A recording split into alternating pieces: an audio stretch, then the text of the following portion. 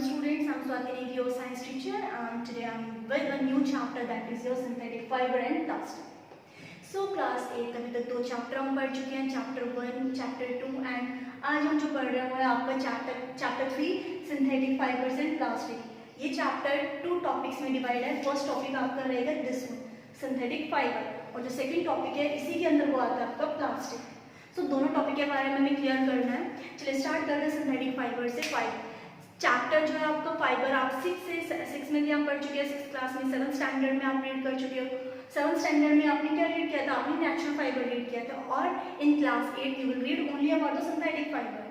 Fine. सो synthetic fibre क्या होता है? फर्स्ट ऑफ ऑल फाइबर्स आपके 2 टाइप्स के होते हैं, नेचुरल फाइबर और सिंथेटिक फाइबर।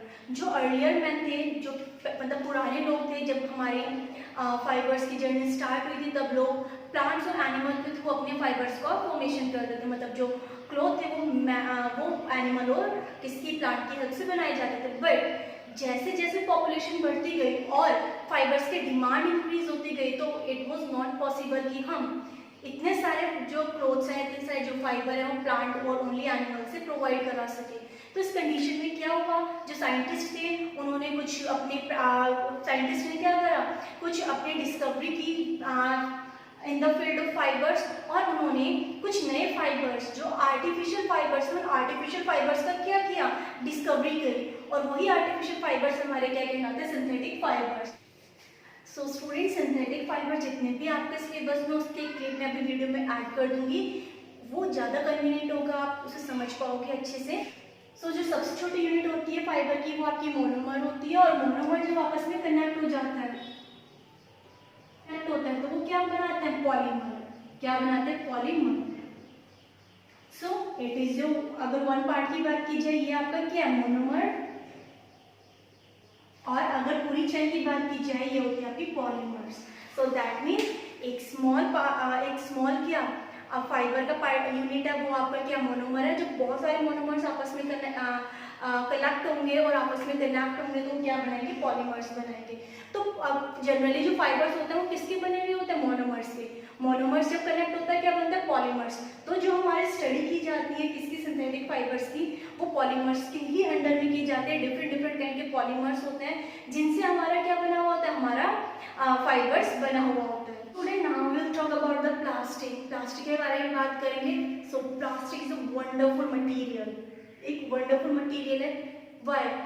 अगर बात की जाए, अगर मैं अभी आपको बोलूँगी just look it around you, आप अपने चारों तरफ देखो, so many things are there जो किसकी बनी हुई है, प्लास्टिक की बनी हुई है। अगर मैं अपनी बात करूँ तो सिंपली अगर चारों तरफ देखा जाए तो so many things are made up of the plastic around me.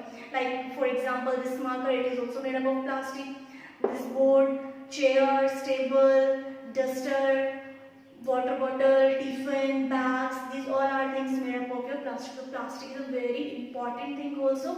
So ये हमारे लिए बहुत important है to know about the plastic. Plastic की जब इतनी चीज़ें हम यूज़ कर रहे हैं तो we should know that what is it और ये बनता कैसे है।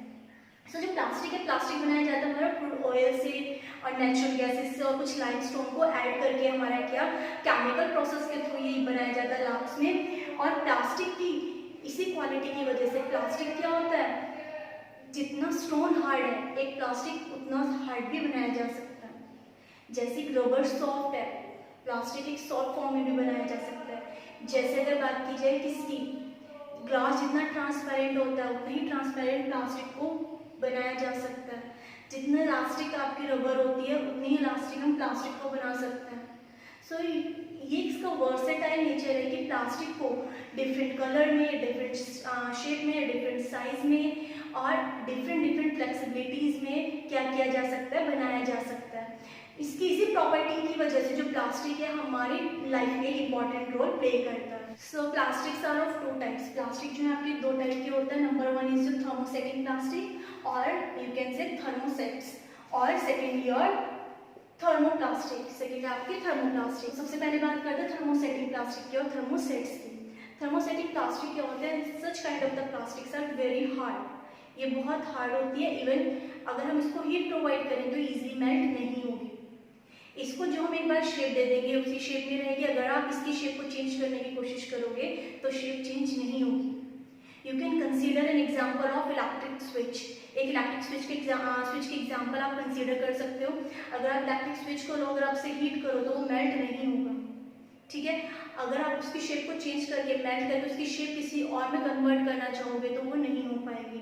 सो that means such kind of the plastics are very hard, because जो इनके मोनोमर्स होते हैं, जो इनके पॉलीमर्स होते हैं, मैंने बताया था इस तरीके से, ये हमारे पॉलीमर्स हैं। तो जो पॉलीमर्स होते हैं बहुत स्ट्रांगली आपस में कनेक्टेड होते हैं, और जो कनेक्शन होता है इनके बीच, दो पॉलीमर्स के बीच जो होता है वो आपका क्रॉस कनेक्शन होता है। इस तरीके से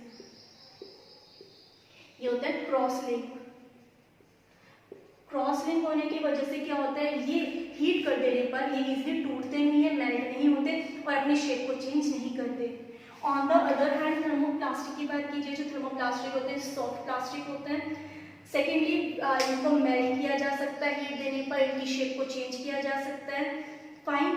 एंड वन मोर थिंग, ये जो इनके जो पॉलीमर्स होते हैं वो आपस में चेन लिंक से क्या होता है, कनेक्टेड होता है। दैट मीन ये सिर्फ एक चेन से आपस में इस तरीके से कनेक्ट होते हैं, जिसकी वजह से सॉफ्ट होते हैं, इजीली मेल्ट किया जा सकता है and can be mould into the different shape also. So this is the main difference between thermosets and thermoplastic.